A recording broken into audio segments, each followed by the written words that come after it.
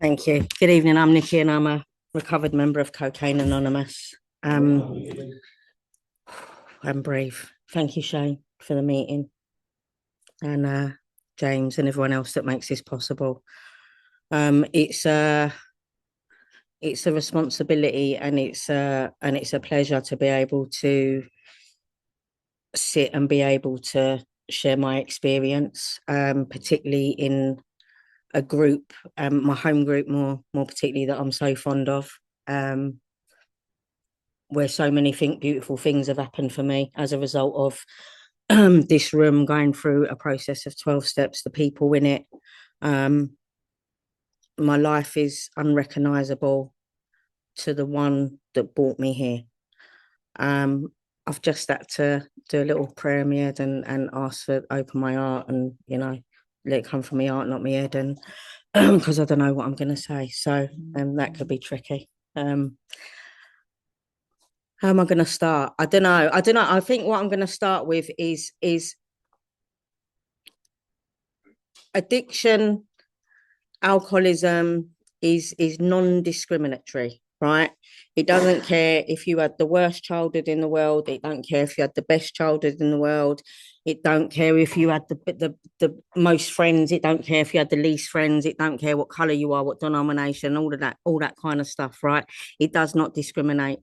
Uh, People end up here for all sorts of reasons, and when I came here, I was very much someone who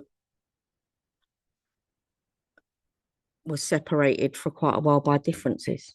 By differences. So what I'm gonna say is, if you are someone that comes to meetings, sits holding onto the edge of your chair, swinging your legs backwards and forwards, runs in at the minute the meeting's starting, runs out as the meeting is finished, and gets in that place with your head of, well, I didn't use crack, I didn't use heroin, I didn't leave my kids, I didn't lose my jobs, I didn't lose my relationships and all of that, then I would suggest that you maybe open your mind a wee bit more and stick around and see where the similarities for you are. My similarities came about in the fact of is that what makes me an addict isn't where I came from, what my childhood looked like, as I say, how much money I had, what I didn't have, how many friends I had, all of that kind of stuff. What makes me an addict is the fact of is when I pick up, I cannot stop. I don't know when I'm going to stop.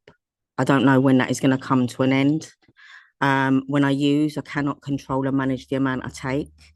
And no matter how bad the explosion or implosion may be, I have a head that won't allow me not to pick up again. And that comes about from being. I was thinking about this today, and you know what? Driven. The book talks about driven by 100 forms of fear. And as far back as I can remember, I was impending doom was kind of always felt like it was on me. And I was someone I went from circle of friends to circle, and I just sat kind of on the periphery. I just couldn't quite get over the line to break into that friendship group. Um, or so my head told me. So my head told me. Um, and then when I picked up substances, as many of my pals did at a very young age, the relief that came with that was immense.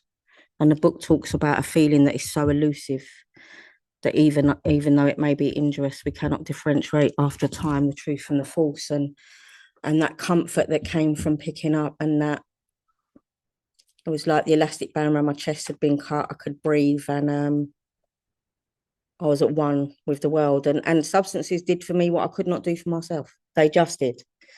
They just did. They allowed for me full sense of, but gave me a full sense of self that allowed me to be part of, to be able to find a voice, to be able to go out and socialize, and you know and going out on a Friday night and having a wonderful time, and going out on a Saturday night and having a wonderful time, and then going out on a Sunday night and having a wonderful time, and then getting up on a Monday and thinking, blimey, that was a bit rough, but and then we just go and do what we're doing in terms of life and all of that, and then Friday would come again and it would happen. And but what happened was happening very quickly for me was the consequences for me were really rapid, like stuff that was happening externally, like that wasn't happening to my pals. Do you know what I mean? And what I've come to find is that my mind would take me to places I didn't want to be, and my body would keep me there. And the reason for that is the obsession of the mind is the heartbreaking obsession. So we hear people talk about it's on me, it's on me, it's on me. What is on you?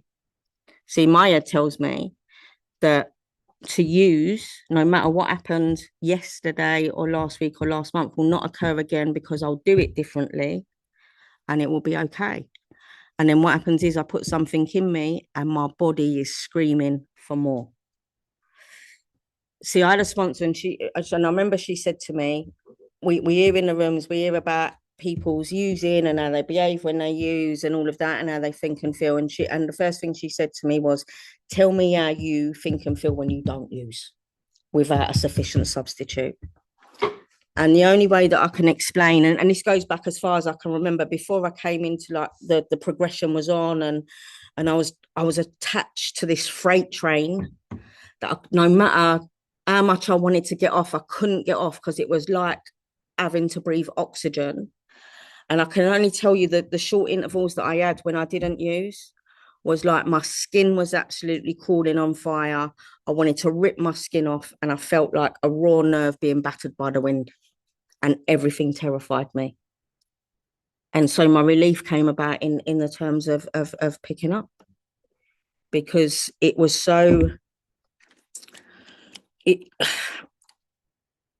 was so immediately gratifying. Do you know what I mean? But then what would then started to happen was, with that progression of coming to all of the stuff, and I don't need to go into like to big consequences, because everyone's had their own. And however you got here, to be honest, whatever your motivator or your driver that has brought you here, I don't think that really matters. What matters is that you come here, you stay, you take some action, you do some stuff. Don't just turn up to meetings. It's not very helpful, to be honest. And I know, because I've done it. But oh God, this is what I do. I go off on a thing and then I lose my train of thought. Where was I? Yeah, what started to happen was with this progression is the thing is what was happening is the relief that came in taking something wasn't the thing. It was the anticipation leading to the picking up, and that holding your breath, and then you knowing that you're going to pick up, and then you get it, and it was just a massive deflation, because it's like, fuck me, here I am again. I'm doing it again. And I'd done that thing of of promises, and it talks about in the book sweet promises and breaking the hearts of others and all of that, and that's pretty much what I'm not going to say my life is, what my existence became, a rolling from one place to another, changing what I used, how I used, how much I used, when I used, where I used, who I knocked about with, until all of that stuff, when I talked about going out on a Friday night, was very much a place of on my own in a room,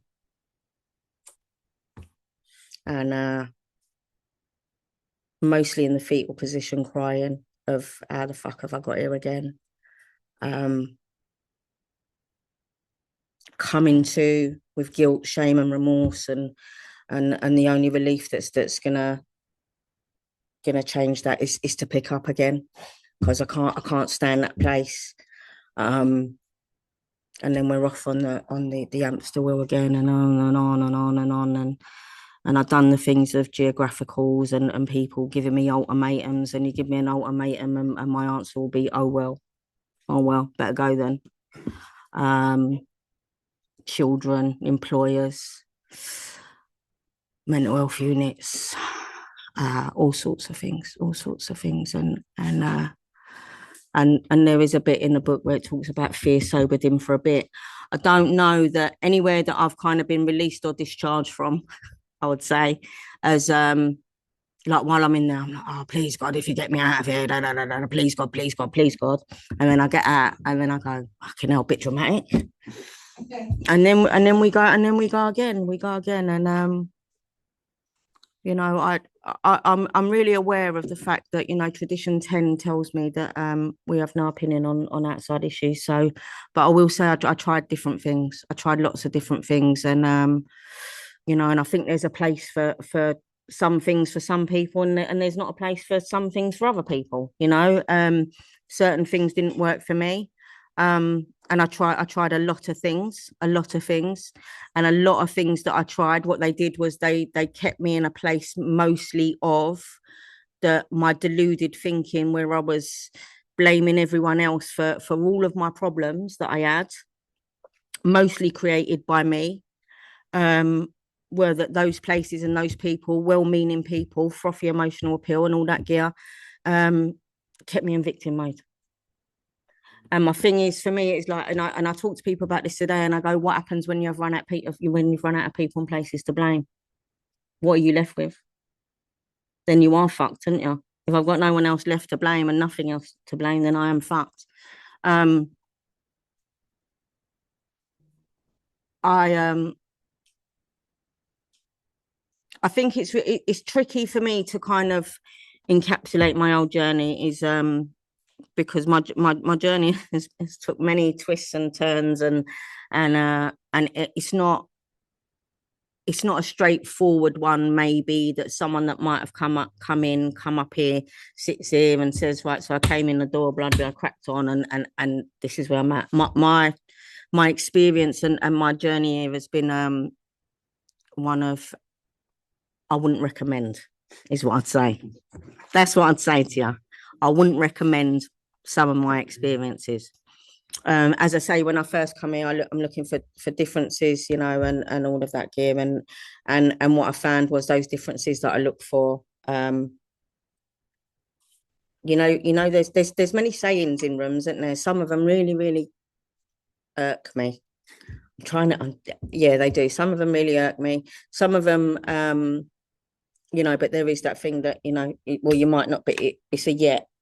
And the differences that I look for, then them yets became true for me. And what I'm gonna, if I get current right to this time of being in sobriety, but recovery, right? Because that, I'm can be just clean, sober, whatever word you want to use, free of substances. But what does that mean? Does that mean that, that anything's really changed? And like I've said when I don't use and I've got no sufficient substitute, I am horrific to be around. Some people might say that anyway, but I'm horrific to be around, and how I feel dirty from the inside to the out. That's how I'd explain it. And I want to scrub myself clean, and I just can't. So if I get current with where I'm at, because I've had experiences here before, and those experiences are not wasted experiences, is what I'd say. They're not wasted experiences. We hear people say, for example, I needed that relapse, and you and I have had this conversation, and I don't know about needed, and if I look my kids in the eye, I don't think my fucking kids needed that relapse, to be fair. But what I do understand is there's a lack of power there. So, I have made decisions based on self previously, is what I'd say, to do things that I shouldn't and not do the things that I should. And what that in turn led to was a disconnect from that power that we get connected to here. And it led me to a world that shrank incredibly small, got incredibly dark, incredibly painful. And then this nut of mine kicked in and said, I'll bring some relief. Anyway, so what I'm saying is that, and that's going into meetings and talking a great game and drinking tea and coffee and telling you all what I should do and quoting bits out of the book and all of that and talking about stuff. But, someone said to me a very long time ago, watch their feet. watch their feet, do their actions match their words? And mine definitely weren't. So it, you know, what I'd say is it don't matter what you're saying there, what you're doing behind the scenes, basically. Anyway, I turned up here again. And for me, what had happened, and when I returned, right, gifted a return, gifted a window of opportunity. There'd been no big consequence. When I first came here, there was loads of consequences. Right? I had nowhere to live. I had a very small child. No one was talking to me. I had no job. I had no money. You know, all of that external stuff. And when I returned in 2021, all of that stuff was in place. So for me, that goes to show it doesn't matter. You know, talks about in the book, wife or no wife, job or no job, money or no money, all of that kind of stuff. It doesn't matter. If I have no power, no defense against the first one, I will pick up and I will use. So I return to rooms. I am gifted that window of opportunity, God's grace, whatever you want to call it, and I've been given an invitation to go back through the process of 12 steps. And on this occasion, when I returned, I was so, I don't even know, it was like the defeated, beyond defeated. Do you know what I mean?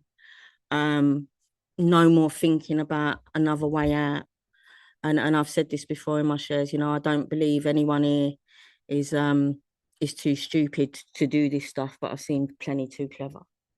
And if you look beside you, there's probably empty seats in this room as a result of that addict that still suffered, whether they was using or they was in rooms and unable to say that they needed help, whatever it may be.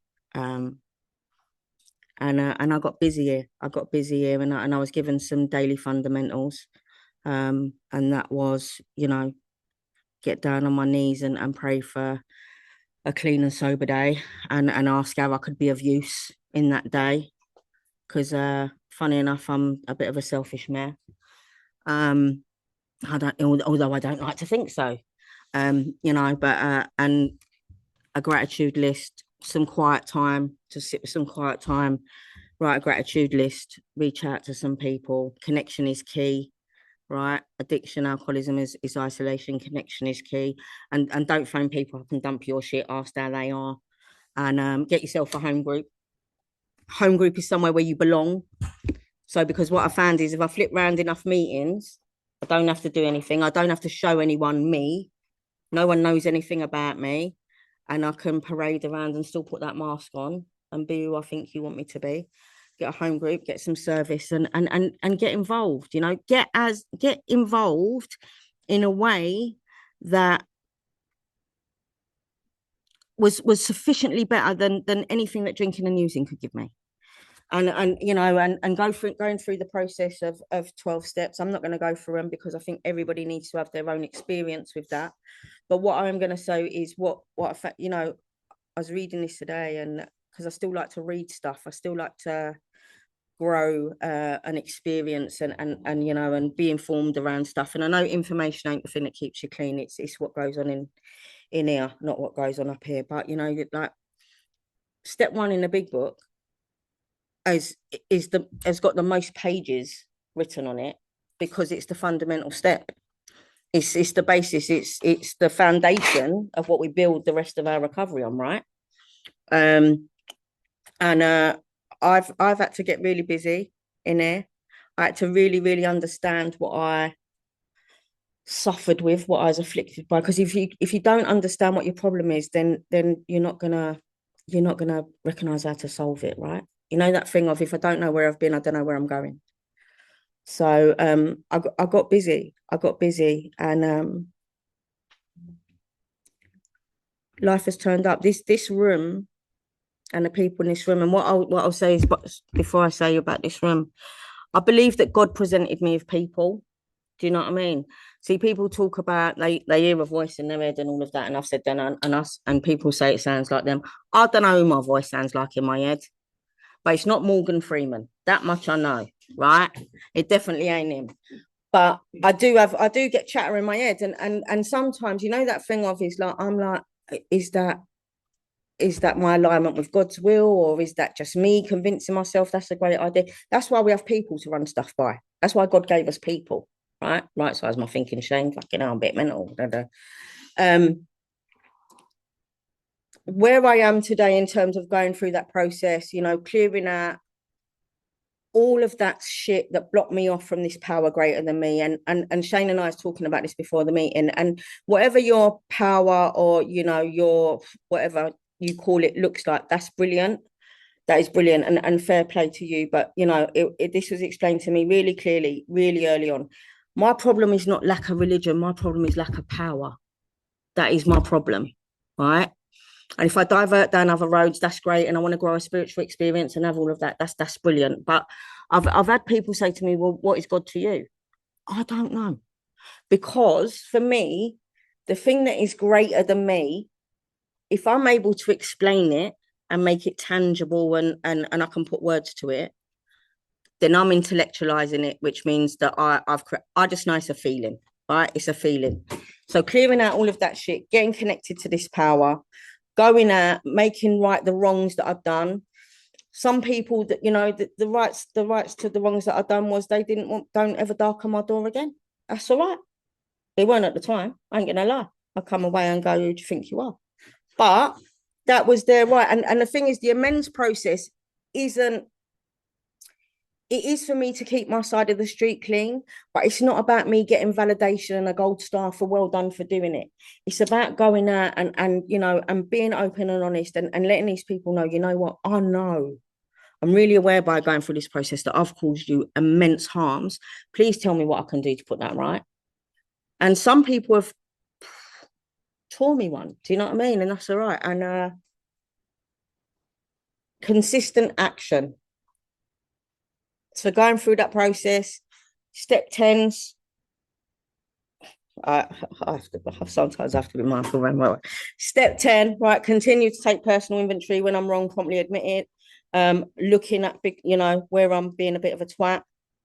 Do I watching for that stuff, asking for it to be removed, you know, discussing it, turning my thoughts to others. Not writing it at 11 o'clock at night to say, oh, this is what happened 7 weeks ago. It's no good. And then step 11, growing that conscious contact with this power that I don't understand.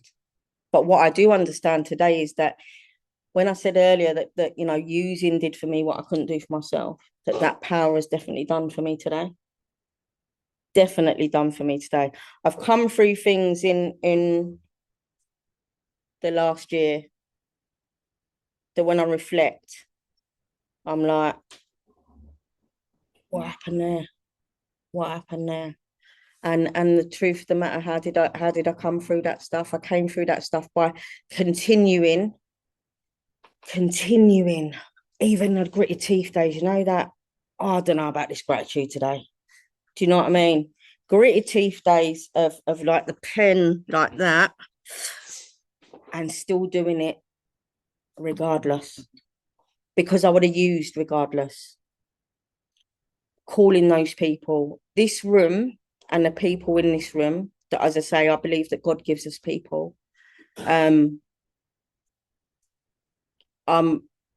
indebted to forever. I would say I'm indebted to forever. I have the best friendship groups that you could ever imagine. And you know what? And sometimes we don't speak to each other from week to week, but when we see each other, we know. Do you know what I mean? It's just that thing. I was going for a bit of an iffy time a few months ago, and I shared it in here, and I was like, well, it's great, you know, that we want to be, but we got to talk about the human aspect. And it is about being honest, you know, because we do have people here who are embarrassed, ashamed, pride, ego, whatever, to say, do you know what? I've been here a little while and I'm a bit fucked. And I've had that experience, and what it did was it didn't take me back to wanting to drink and use. It took me back to wanting to top in myself, and we've seen that in the rooms, and that's devastatingly heartbreaking. But this room and the people in it is the fondness and the love and the respect that I have for the people in this room is immense. I can't even explain it. And when I was going through this tough time, people reached out and they sent me suggestions. And there was one particular fellow who reached out and we was having a bit of a chat and he said, "Do you want suggestions?" He said, "Because I don't want to put anything on you that you don't want." And I said, "I'm fucking desperate, mate."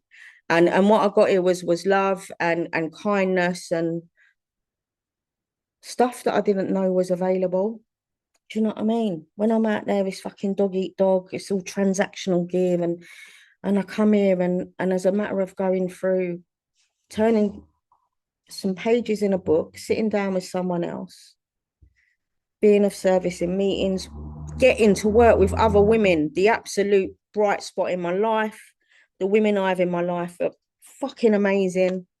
Turning up and being a parent to my kids. And, we talk about growing in effectiveness and understanding, right? I was saying this to you last week. And sometimes we believe that's about being in the room and understanding, being effective around the still suffering addict or the people in the room. And someone said to me last week, but you're growing in understanding and effectiveness by where you are in your life. You've never been a parent to an 18-year-old daughter. You've never been a parent to a 29-year-old man. You've never gone to college. I'm training to be a reflexologist. And what this has brought me is beautiful.